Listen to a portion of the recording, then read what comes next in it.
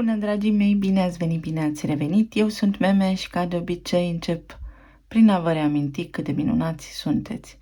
Haideți să vedem împreună ce ne aduce energia următoarelor 7 zile. Luați, vă rog, în considerare faptul că citirea este una colectivă, generală. Dacă ați deschis acest clip, poate rezonați cu ceva de aici și poate vă ajută. Vă mulțumesc tare mult pentru mesaje și pentru tot sprijinul și suportul. Iar dacă nu vă place, înseamnă că mesajul n-a fost pentru voi sau nu sunt eu omul. Știu că toată lumea spune așa, dar atunci când înveți să te ghidezi după intuiție, ajungi acolo unde trebuie, fie că îți place, fie că nu.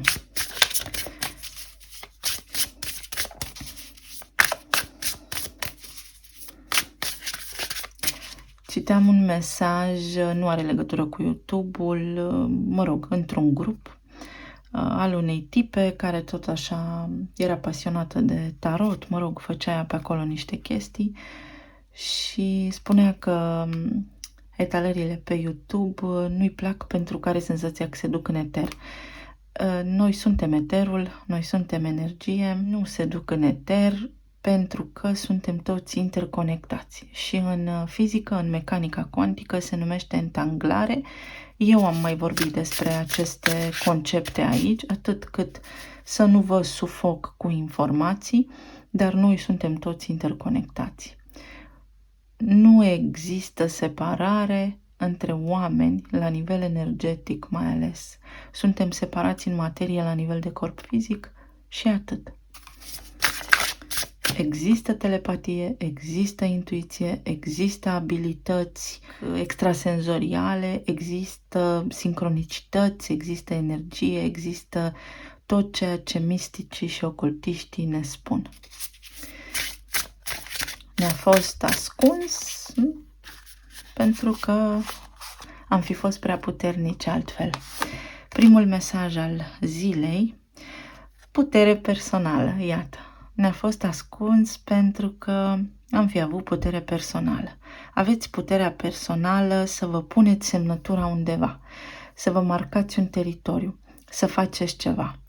Chakra coroană este cea care spune înțeleg. Chakra coroană te pune în conexiune cu versiunea ta supraconștientă, cu toate corpurile pe care le ai, cu divinitatea din tine, pentru că ești extensie din divinitate, fractal din divinitate. Ce înseamnă fractal?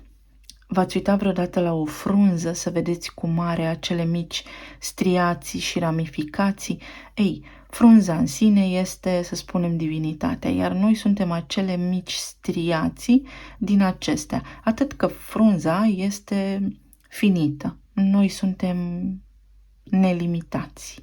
Nu începem și nu ne sfârșim niciunde, ci doar ne transformăm.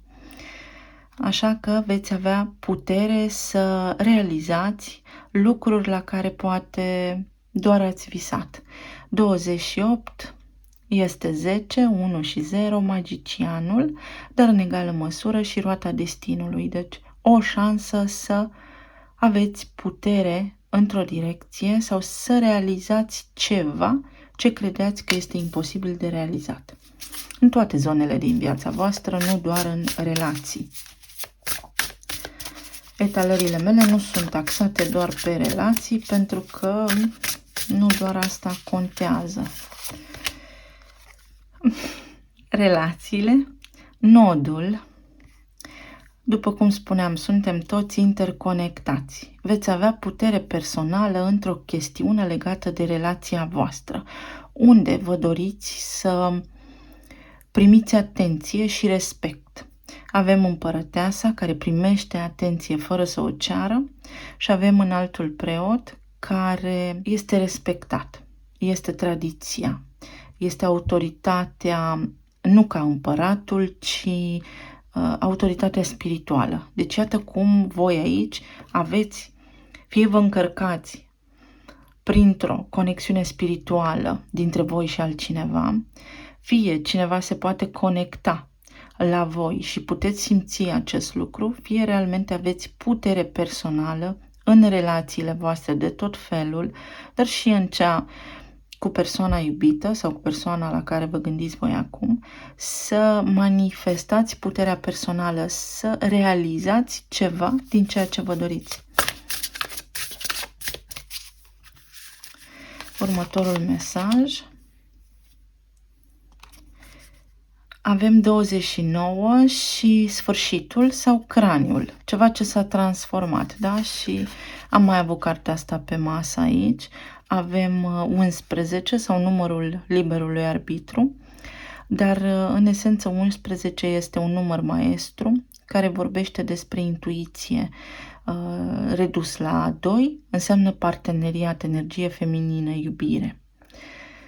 Alegerea vă aparține. Fie veți avea o decizie de luat aici, pe care trebuie să o simțiți și să o judecați, dar să o simțiți cu inima, să gândiți cu inima, pentru că ajungeți la un sfârșit de ciclu. Eremitul înseamnă izolare. Puteți ieși din izolare. Sau puteți acum să puneți mâna pe ce vă doriți. Căutați steaua, dar steaua vine din interior. Răspunsul este în voi, indiferent câte sfaturi ați cere în jurul vostru.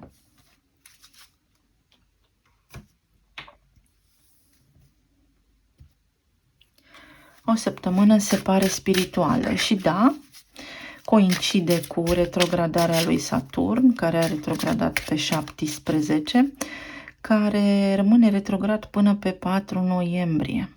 Și avem așa, 17 steaua, 4 împăratul. O perioadă în care Saturn în pești spune: puterea ta. Care este puterea ta? Care este esența ta divină? Arhetipul peștilor. Pentru că el este lordul timpului și al karmei. Este cel care aduce structura și împământează, solidifică, cimentează reguli, organizare. Respect este guvernatorul Capricornului și al Vărsătorului. Deci, împăratul înseamnă respect. Îmi stăpânesc emoțiile, dețin controlul asupra vieții mele. Însă, împăratul față de legi este cel care luptă pentru lucrurile pe care le dorește. Regii le dobândesc prin linia de sânge. Da, împăratul poate avea mai multe regate, însă el luptă. Ei, în toată această perioadă din iunie până în septembrie să fiți cu băgare de seamă, pentru că această etalare se poate extinde. Eu spun 7 zile pentru toți oamenii care vor să audă cum vor să audă, însă în esență timpul este acum și se construiește din acum în acum. Deci această etalare se poate extinde atâta vreme cât voi puteți să o faceți să se extindă sau fix atâta timp cât voi aveți nevoie să materializați. Timpul este fluid, să-i spunem, și interconectat, avem mai multe linii temporale. Și cu luna nouă din Gemeni, care spune cercetează, înțelege, caută, dezvoltă-te, vorbește și comunică. Arta seducției, 14. Și am spus că aici avem magicianul și am spus că 4 noiembrie înseamnă împăratul, stăpân. Iată cum aici puteți în această perioadă să vă reconstruiți relațiile, dacă este cazul, să vă îmbunătățiți relațiile, dacă este cazul, sau să intrați într-o relație, dar conștienți de relațiile anterioare, de voi. Saturn în pești scoate la suprafață ce avem în subconștient, că mis ca mama și ca tata, sau ca mediul în care am crescut, pentru că rănile de umilință pot apărea și din școli, din instituții, de la vecini, etc.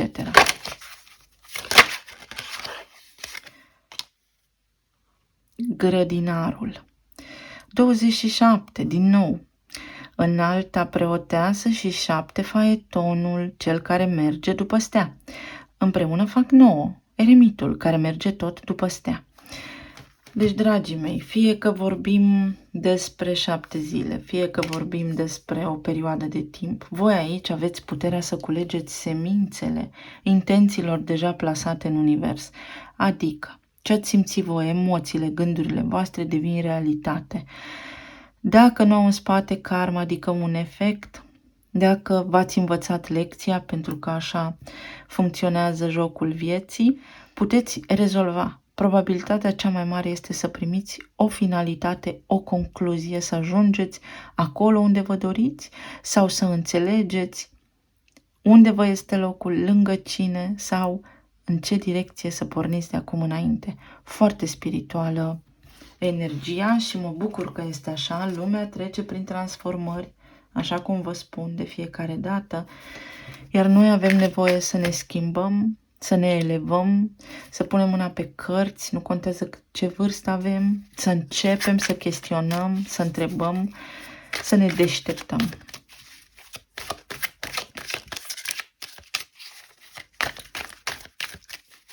Ignoranța înseamnă putere predată.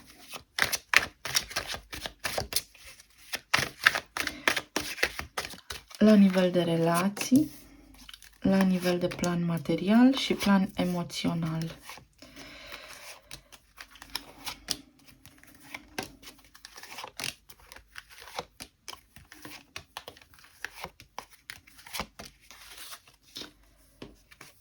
Să vedem.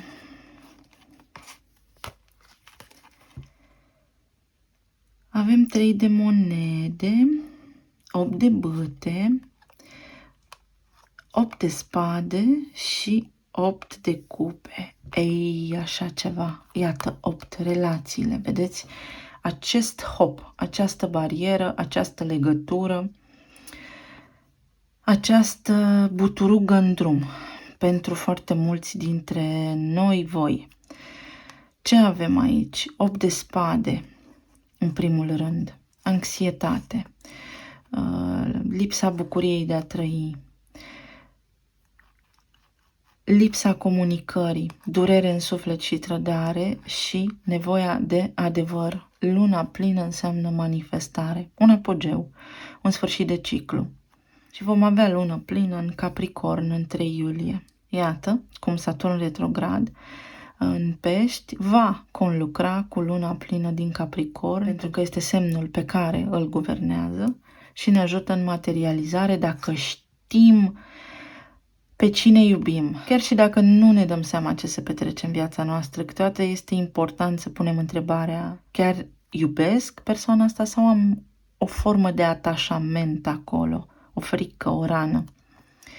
Bun. 8 de spade am lămurit ce este. Avem aici 8 de bâte, dorința de a comunica. Puteți materializa acest lucru și în funcție de comunicarea voastră puteți ajunge la decizia de a colabora împreună sau de a merge mai departe. 8 de cupe este merg către ceea ce îmi doresc în sfârșit. Am stat cu 7 cupe în față și mi-am ales drumul. Mi l-am găsit. Am fost ajutat de divinitate, am manifestat ce am făcut eu acolo. Am găsit drumul și acum construiesc. Merg să construiesc ceva. Ajung la o concluzie.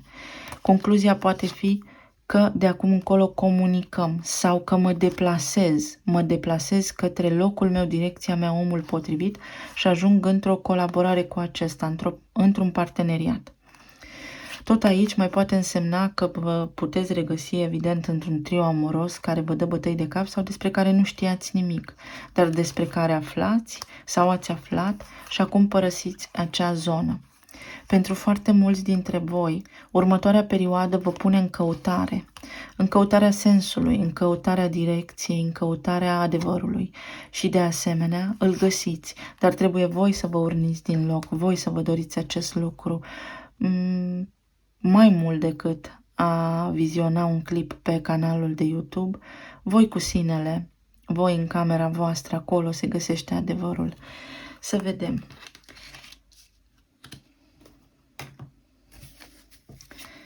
Pentru 8 de spade, dacă sunteți persoane singure, ce înseamnă?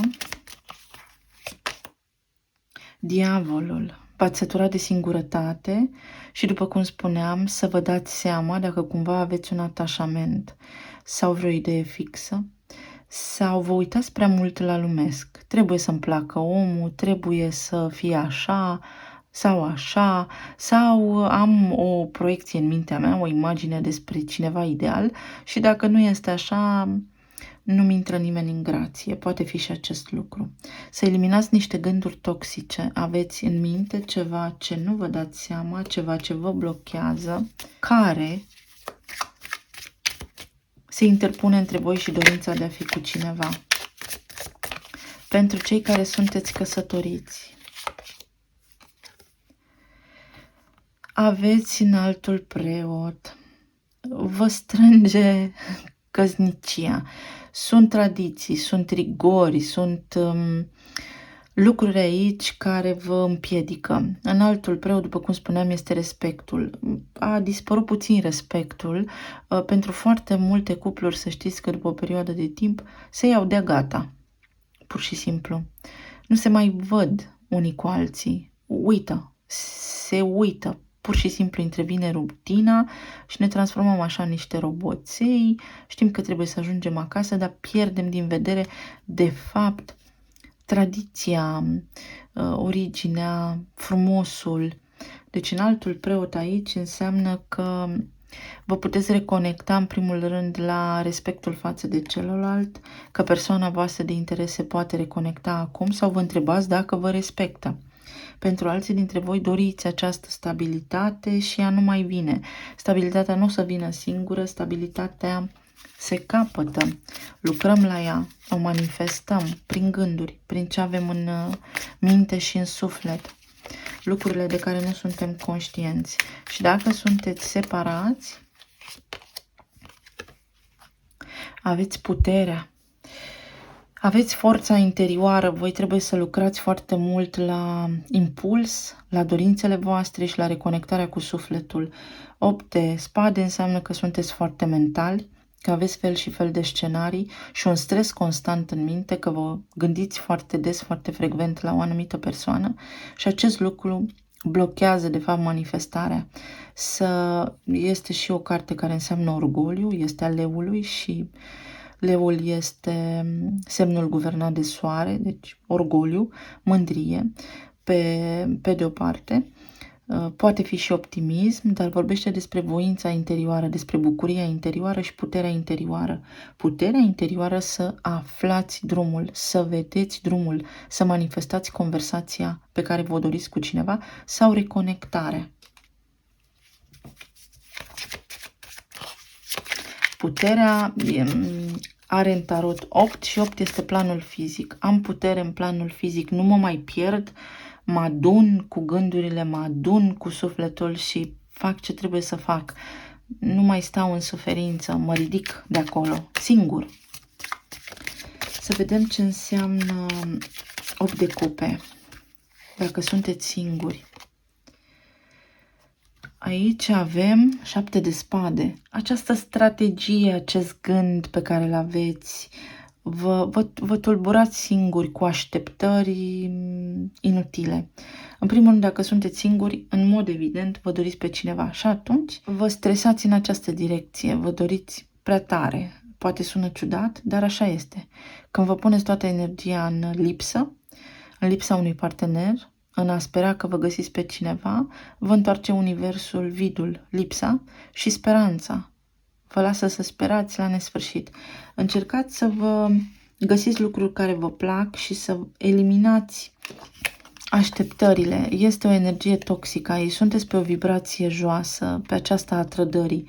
Fie v-a trădat cineva înainte și nu ați eliberat de acolo, n-ați finalizat, n-ați trecut peste trădare, n-ați trecut peste ce s-a întâmplat acolo și evident că, în continuare, având în minte același lucru, asta manifestați, nu pe cineva cu care să plantați noi semințe, să intrați într-o relație, să vă găsiți jumătatea, să conviețuiți frumos, să vă iubiți.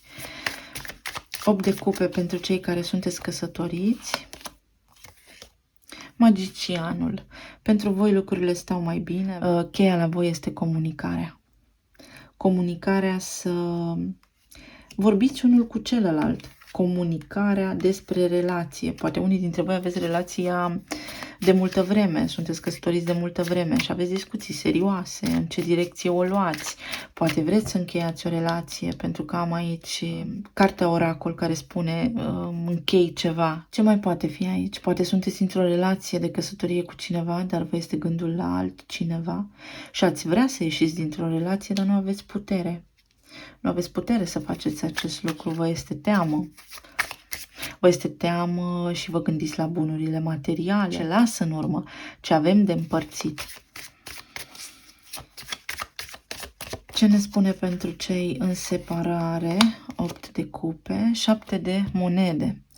Lecția răbdării. Semințele au fost plantate, acum este o perioadă în care trebuie să lucrați cu voi. 7 este o cifră mistică. 7 este o cifră grea de dus pentru cei care nu stau bine la capitolul răbdare. Este cifra inginerului, a analiticului, dar și cifra misticului și a intuitivului. Este cifra care îmbină ambele frecvențe foarte ușor, emisfera stângă cu emisfera dreaptă. În acest context, 8 de cupe înseamnă mai ai puțină răbdare. Dacă tu vrei să realizezi ceva, nu bătutul din picior te ajută. Sau, dacă pleci la drum, mergi cu răbdare. Posibil voi să fi avut înainte o relație impulsivă sau s-au întâmplat acolo niște lucruri care trebuie reglate. S-ar putea ca partenerul vostru, omul la care vă gândiți voi, să nu fie gata de asemenea. Gata să se întâlnească cu voi, să aibă lecții de depășit.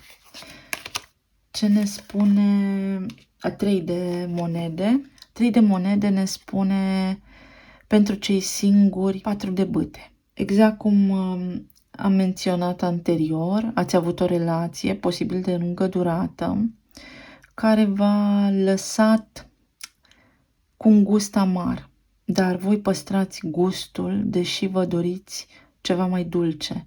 Undeva trebuie tăiat cordonul. Încercați să vă aliniați puțin, pentru că puteți colabora, puteți intra într-o altă relație cu cineva, însă dacă păstrați în suflet tot ce s-a întâmplat, fără să iertați, fără să învățați de acolo, nu se prea întâmplă să greșească doar un partener, decât dacă omul are probleme psihice. Dacă este acest context, chiar și așa voi ați intrat în relație cu omul respectiv și ați văzut probabil ceva semne și cu toate astea ați stat acolo. Cam amândoi greșim, fiecare face ceea ce știe mai bine și atunci cumva să înțelegeți ce ați făcut voi. Pe de altă parte, pentru cei care sunteți singuri, uitați, aveți șansa de parteneriat solid. 4, cifra împăratului, să vă stăpâniți emoțiile. 3, de monede, să începeți să construiți o relație stabilă în planul fizic. Aveți potențial să aveți pe cineva. Eliminați energia diavolului. Dezlegați-vă de trecut prin iertare. Pentru cei care sunteți căsătoriți, steaua, pentru voi toate drumurile duc la armonie, la respect. Trebuie doar să lucrați și să comunicați. Voi vă căutați drumul. Pe de altă parte, am spus mai devreme, dacă cumva doriți să ieșiți dintr-o căsnicie, atunci întrebați-vă sufletul care mi-e calea, pentru că nu puteți sta într-o legătură doar pentru că depindeți dintr-o perspectivă sau alta de cineva. Iar pentru cei care sunteți în separare, aveți justiția, karma, lecții. Aici fie partenerul vostru, ca să fie cu voi, nu are posibilitatea legală să o facă, din toate punctele de vedere. Presupun că este o persoană căsătorită. Cel mai probabil este o persoană căsătorită sau o persoană care are o altă relație în acest moment, dar nu neapărat. Este o lecție karmică aici, a intervenit justiția, după cum spuneam, Saturn este lordul karmei și aici justiția are această legătură la ochi și trebuie să înțelegeți de ce. Și aici văd un soare foarte mare, pentru că a fost mult orgoliu aici. Dar avem 11, care este portalul cuantic, legătura cu divinitatea, cu sursa noastră creatoare, cu forța divină din noi, cu energia primordială din care s-a născut materia și puteți manifesta, dar aveți grijă ce manifestați, ce vă doriți și ce stă la baza dorinței voastre. Justiția spune că se va echilibra balanța, că până la urmă ajungeți la o concluzie, poate nu la cea dorită, ci la cea potrivită. Mai luăm pentru 8 de bâte, pentru toată lumea o carte. Împărăteasa. Împărăteasa vine cu împlinire. 8-ul acela de bâte spune împlinire. Mergi mai departe. Vei merge pe drumul potrivit ție. Sau garanția împărătesei este aceea că lucrurile se vor întâmpla. Ceva în planul fizic se întâmplă. Veți naște o concluzie, veți găsi o soluție. Pentru cei singuri avem oracolul. Caută ghidare de la oamenii mai înțelepți sau de la oamenii mai bătrâni sau de la sufletul tău. Înțelege ce s-a întâmplat acolo în relația anterioară. Nu contează că este una de la 15 ani, 16 ani, 20, 50, 60, pentru că acel om care are întrebarea, tot acel om are și răspunsul. Te luminezi, imposibil să nu-ți dai seama. Necesită sinceritate a noastră cu noi înșine. Pentru cei căsătoriți, arlechinul. Adevăratele sentimente sunt mascate. Exact cum spuneam, poate vă iubiți, dar nu se vede. Sau poate stați într-o căsătorie convențională doar de dragul de asta. În tot cazul, aveți înaltul preot care vorbește despre respect și steaua și puterea interioară. Să luați niște decizii importante. Iar pentru cei care sunteți în separare, avem unicornul, noroc și prietenie. Aici trebuie în primul rând să vă împrieteniți voi cu ideea că sunteți separat de omul la care vă gândiți, pentru că acel lucru va duce noroc. Ce înseamnă asta? Când intru în acceptare, mă vindec și îmi văd de viața mea și fac lucrurile pe care trebuie să le fac, vine norocul. Ce înseamnă norocul? Îmi iau gândul de aici, de la relații și de la ce sunt, unde sunt oamenii la care mă gândesc eu și îmi trăiesc viața și atunci aici rămâne liber, pentru că eu să nu mai încurc gândurile de care nu sunt conștient și așa mai departe și să se manifeste ceea ce trebuie să vină. Atunci când mă gândesc obsesiv la ceva, nu se întâmplă. Iar dacă sunteți separați, potențialul să ajungeți la 8 de bâte este posibil, este major, dar trebuie să înțelegeți că fiecare om are putere personală să decidă pentru sine. Dacă persoana respectivă a decis să se separe acum de voi sau voi de ea, aici este justiția. Să înțelegeți de ce. Ce v-a dus pe acest drum. Și încă o carte aici pentru relații.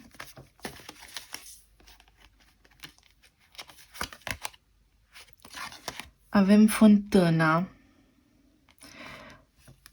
Dorințele familiei devin realitate. Familie în sens de uniune, familie în sens de parteneriat. Credința, nu speranța, ajută. Și când știi, când crezi, materializezi. Să vedem la planul financiar. Avem nebunul, 4 de cupe, asul de bâte și eremitul. Pentru unii dintre voi văd o oportunitate, dar fie pe care nu o vedeți, fie pe care nu o vreți. Pentru că asta ar însemna să plecați la drum, să plecați în altă parte, deși ați câștigat mai mulți bani. Pentru alții dintre voi este important să ieșiți din apatie și din rutină, pentru că nu vedeți că fix în fața ochilor voștri se află o oportunitate nouă către un alt drum foarte creativ care vă dă și putere și creștere personală să faceți ceva. O promovare, un nou serviciu, o șansă să faceți ceva bun pentru voi. Pentru alții dintre voi, dacă aveți vreo instanță acum, în acest moment, faceți apel sau încercați până când simțiți voi că este bine. Aici v-am spus despre aceste lucruri pentru că avem eremitul, contabilul, avocatul, juristul. Dacă aveți vreo pierdere, nu vă pierdeți în plâns, ci uitați-vă la cum puteți să rezolvați. Nu că nu se poate, ci cum putem face acest lucru. Nu există. Limba a fost modificată cu intenții clare. Negația este inexistentă, ca să mă exprim corect, să înțelegeți exact ce vreau să spun. Subconștientul nu știe nu, iar subconștientul este direct legat la energie și sufletul. Este inexistentă negația, deci această carte vă spune că de fapt nu vedeți iubirea și șansele pe care le aveți în față. Asul de bâte, o promovare, am spus, un drum, o călătorie, un potențial de relocare din țară către stea, către o direcție la care vă gândiți de mult timp, dar pentru care n-ați avut curaj. Ce înseamnă 4 de cupe aici? Regele de spade. Sau nu ați putut din cauza unor acte. Sau ați stat și ați cugetat foarte mult ca să vă asigurați că mergeți la punct ochit, punct lovit. Pentru alții dintre voi, v-a împiedicat poate cineva, v-a opus cineva rezistența aici sau v-a ținut în loc cineva. Și atunci este de înțeles de ce a apărut 4 de cupe. Putere. Aveți putere să rezolvați lucrurile acestea.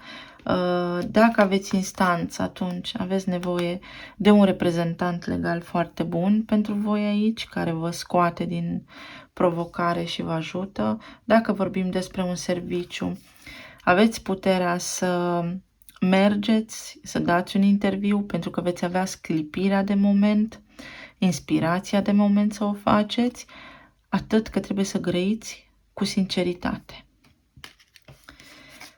Pe partea emoțională sau medicală, avem și faetonul, clar că s-a arătat, 10 de monede, 5 de monede și regele de bâte.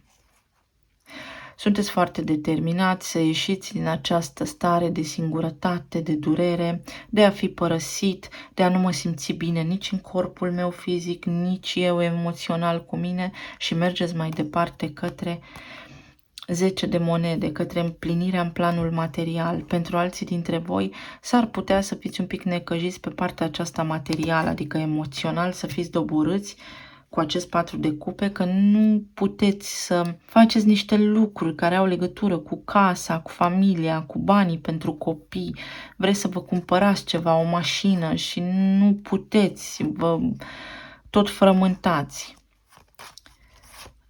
Pentru alții dintre voi sunteți așa necăjiți pentru că nu ați avut curaj cândva să faceți ceva sau vă doriți acum să aveți curajul de a face ceva. Regele de bâte este regele care are curajul, respectul, el mânuiește arma puterii, a respectului, dar este și agresiv dacă se supără. Și atunci s-ar putea ca voi să fi avut aici de a face cu un partener ușor agresiv care va împiedica să aveți această familie reușită. Ba, s-ar putea să vă fi lăsat și din punct de vedere material ușor supărați, să fi avut probleme cu banii.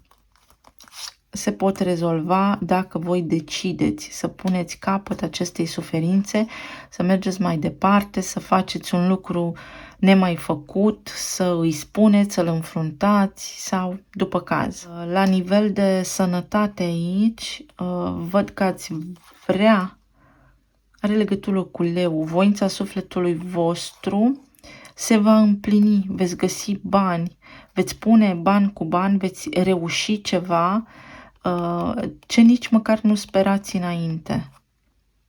S-ar putea să fie ceva provocări cu inima, poate aveți pe cineva, nu știu, care a fost luat cu ambulanța, chestii de genul ăsta. Iar la nivel spiritual trebuie să ieșiți din această poveste a omului fără putere și să vă recăpătați puterea, să mergeți înainte, să stăpâniți planul fizic, pentru că viața este un dar și o puteți face, puteți învăța regulile jocului. Cu ce are legătură 5 de monede?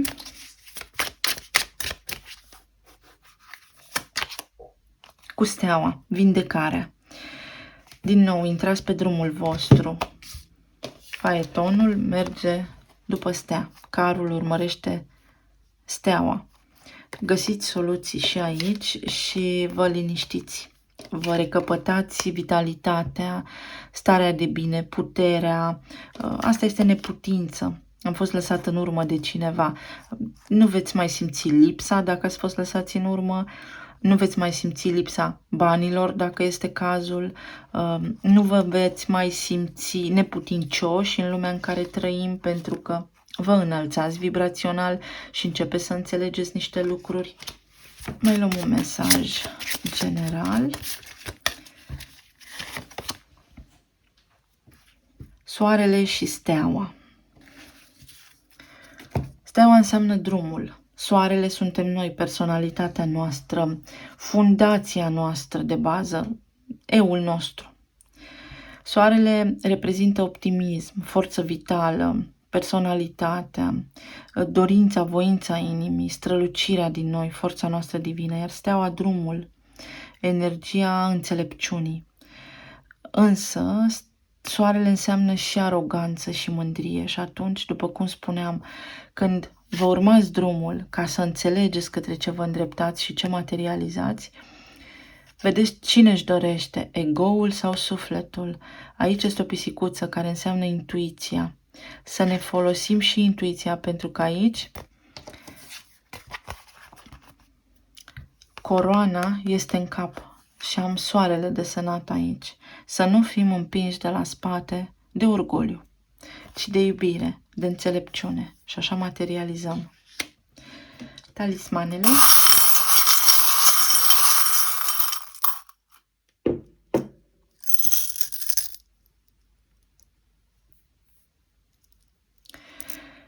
Energia toxică de la diavol, ei bine, a apărut. Credința trebuie dezghețată, trebuie să cedați, să schimbați ceva acolo. Capricornul, evident, pentru că am vorbit despre el, și luna plină care va avea loc. Saturn vă ajută. Capricornul este și semnul diavolului. Respect. Are legătură cu respectul. Ori nu vă respectați voi suficient de mult, ori impuneți foarte mult respect, dar nu ajung oamenii să vă cunoască, ori ceva se întâmplă acolo. Și iată, din nou apare pisica. Trebuie să simțiți, să gândiți cu sufletul, puterea interioară, pentru că puteți.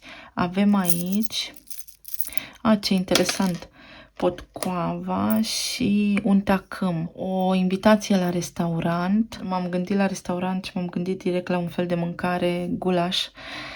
Nu știu de ce mi-a fost acum așa gândul acolo, că nu poftesc de obicei.